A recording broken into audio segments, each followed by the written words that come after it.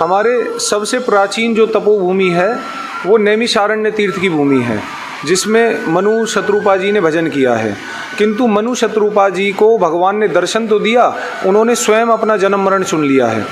तो जन्म मरण में जाने के कारण अगले जन्म में वो दशरथ और कौशल्या माँ के रूप में उन्होंने अवतरण लिया, इसलिए उसको इतना प्राचीन नहीं माना गया। और वहाँ भगवान प्रकट हुए हैं ऐसा कहीं वर्णन नहीं आया, केवल आकाशवाणी हुई है। दूसरी बात, उसके बाद कर्दम ऋषि जी हैं। तो कर्दम ऋषि जी बाद में ग्रस्त हुए हैं, माता देवहूति के साथ में उन्होंने विवाह कर लिया और अपना ग्रस्त जीवन यापन किया। तो उसके बाद में हमारे आए बालक ध्रुव, जो हमारे मनु महाराज हैं, उनके पोते रहे हैं। तो इस नाते जो कर्दम ऋषि जी और देवहूति माता हैं वो हमारे बालक ध्रुव की बुआ और फूफा जी हैं।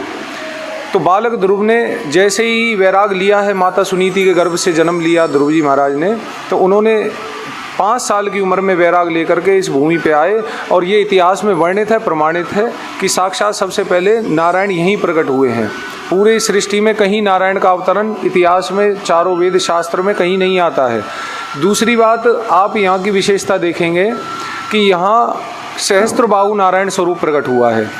आप क्षीर सागर में भी या किसी भी शास्त्र में आप देखेंगे तो वहाँ पर चतुर्भुजी नारायण का आपको वर्णन मिलेगा, गदा शंख चक्र पद्म।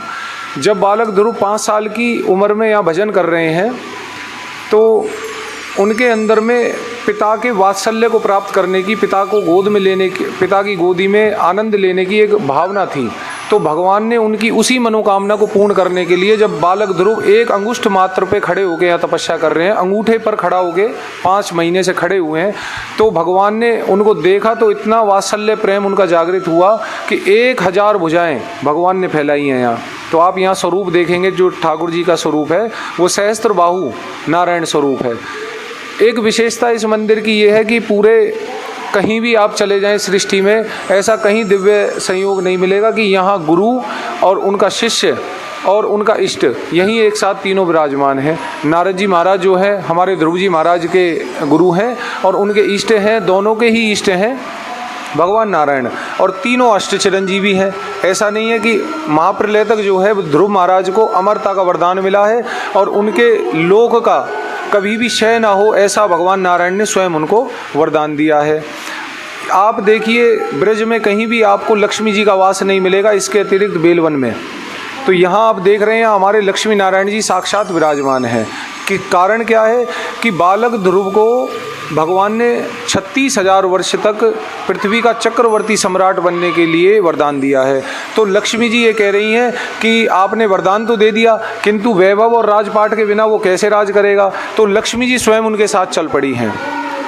एक विशेष बात इस भूमि की बताएं कि पूरे ब्रज में आप कहीं भी जाएं, आपको केवल रस भूमि प्राप्त होगी, केवल रस भूमि। यदि कोई व्यक्ति तप करना चाहता है तो उसके लिए हिमालय भूमि है, यदि कोई व्यक्ति वैराग लेना चाहता है तो उसके लिए चित्रकूट की भूमि है। किंतु ये ऐसी दिव्य भूमि है, यहाँ चारों वेद प्रकट हुए हैं। भगवान ने अपने पांचजन्य शंख को बालक ध्रुव के गाल से जब छुआया है तो चारों वेद उनके हृदय में अवतरित हो गए हैं। तो इस कारण से चारों वेद यहाँ प्रकट होने के कारण ये ज्ञान भूमि बोली गई है। दूसरा, यहाँ पर उन्होंने अष्टांग योग पद्धति से भगवान को प्रकट किया है। तो ये भूमि जो है एक योग भूमि कहलाई है। हमारे द्वापर युग में यहाँ आकर के ठाकुर जी ने रास किया है। ये ठाकुर जी की गोचारण भूमि है कि भोर वही गैयन के पीछे मधुवन मोए पठायो और मैया मोरी मैं नहीं माखन खायो, रसकान जी के ऐसे अनुपम पद हैं। तो बता रहे हैं कि ठाकुर जी यहाँ नित्य गोचारण लीला भी कर रहे हैं और यहाँ आकर के उन्होंने देखा है कि रास चैत की पूर्णिमा को जब किया है तो ये रस भी यहाँ बरस गया है। तो ऐसा अनुपम भूमि, ज्ञान योग तप वैराग्य सब यहीं इस भूमि में मिश्रित है। और संत जितने भी हमारे वृंदावन के रसिकाचार्य हैं सब ये बात जानते हैं कि हमारे 5 रस हैं। पहला सख्य, दास्य, मंजरी, किंकरी और माधुर्य रस, जो राधा रानी की सहचरी भाव का रस है, वो केवल इस मधुवन की जो रज है वो इतनी अनुपम रज है कि इस रज को अपने मस्तक पर धारण करने से माधुर्य रस की प्राप्ति हो सकती है, जो केवल राधा वल्लभ संप्रदाय में है। तो ये आपसे अनुरोध है कि एक बार आकर के इस भूमि पे जरूर आएँ, दर्शन करें, यहाँ की रज को मस्तक पर धारण करें।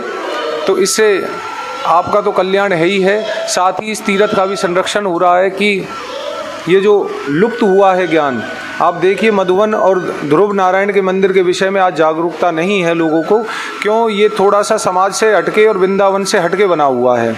तो ऐसे प्राचीन, सबसे प्राचीन भूमि पे आप आएँ और अपने आप को कृतार्थ करें। ओम नमो भगवते वासुदेवाय। श्रीमन्नारायण श्रीमन्नारायण।